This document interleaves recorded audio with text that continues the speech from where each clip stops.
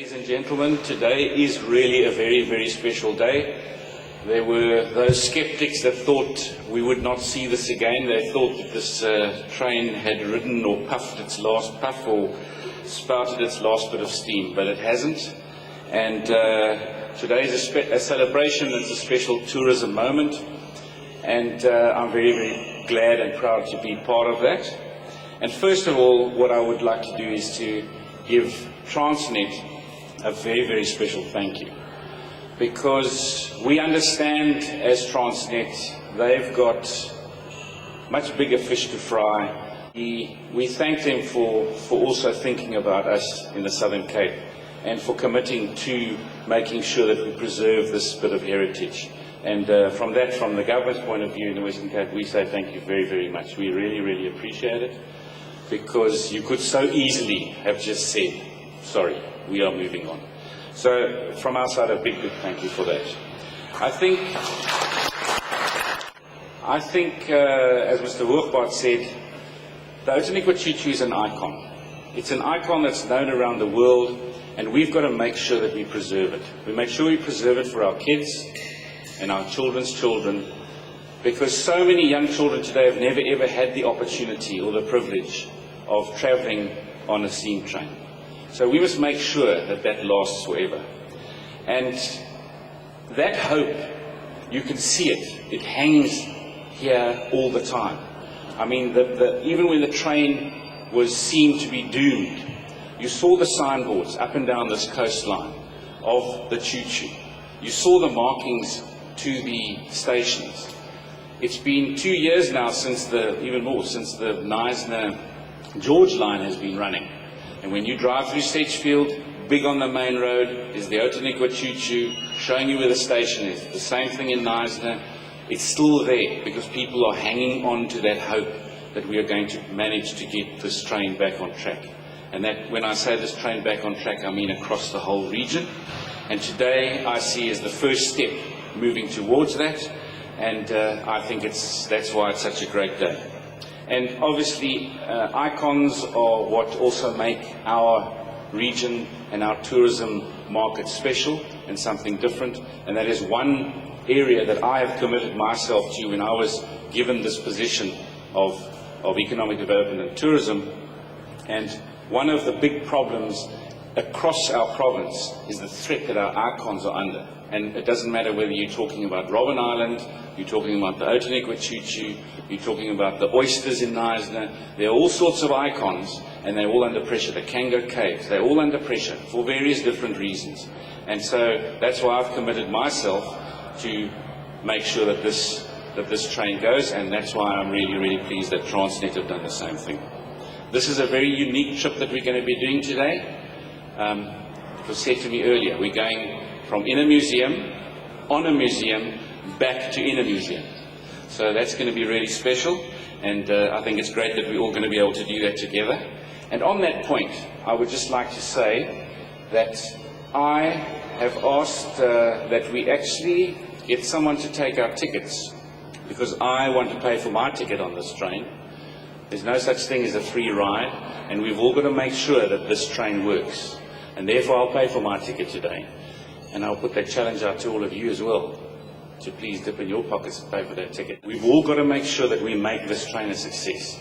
And we can only make it a success if we make sure that our family and friends come along and enjoy this heritage, come and learn. We must bring our kids in December time when we come to visit from Gauteng or wherever we come. We must bring our children on this train. We must all come and spend time enjoying this facility, because if we don't do that, then it is going to fail. We've got to make sure that we invest in its future. So I will be doing that today. I will also be committing marketing. We do have a provincial marketing body, CTRU, and along with and in partnership with the local tourism officers and the region, the municipalities, we will also do our fair share. We'll do our fair bit of marketing and making sure that this line is a success. And then perhaps just talking about the future, I'm very pleased that Transnet have committed to the next phase, and the next phase is going to be even more exciting, because that's when we can actually, Transnet can actually go out and ask for expressions of interest to find private investors who are going to come along and make sure that this thing will survive ad infinitum. Those private investors will be called for through a public participation process and, of course, also then entering into some kind of public-private partnership. But only with that kind of investment can it work, and that's why I said in the beginning that I will pay for my ticket, because we've also got to show those potential investors that this is a viable proposition. And we've got to make sure if we want it to survive, we've all got to make sure we do our bit. When I took office and the train was an issue, the number of calls my office got, emails and phone calls, was unbelievable. So I started a newsletter to communicate with the people who were coming or trying to get hold of me about the train. And that was also a mind-blowing experience, because I'd put a newsletter out and it would be sent on and on and on through the internet to all different people and all around the world.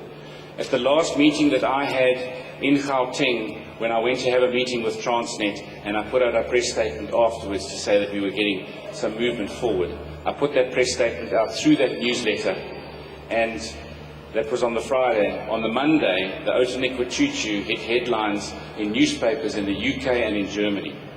So that shows you the kind of interest that steam has around the world, and we've got to harness that passion, harness that interest, and make sure that we play our part. And that's, in ending, I'm going to be in the UK in a couple of weeks' time doing some work around tourism in 2010 at the World Travel Market.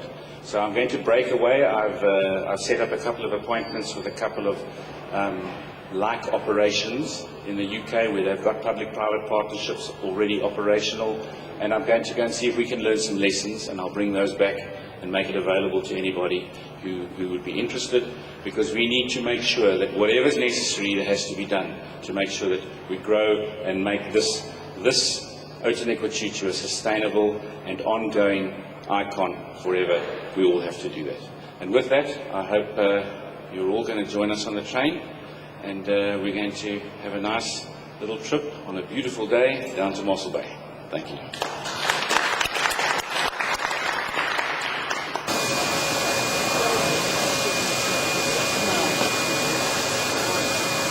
Okay, let's get on the train. Yep, off you go. Mr. Alan Winde, Western Government, you've just been on the return of the Outeniqua Choo Tjoe. How did you enjoy your experience? It was stunning.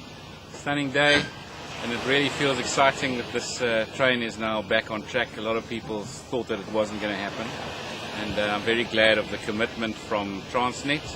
And I can say from my side that my office will continue pushing until we actually get the whole process completed, which is Transnet is going to come along to the party, and we're going to go and get private investors to actually take over this train so that it can actually last forever. And you made a private investment in the train yourself today. What did you do?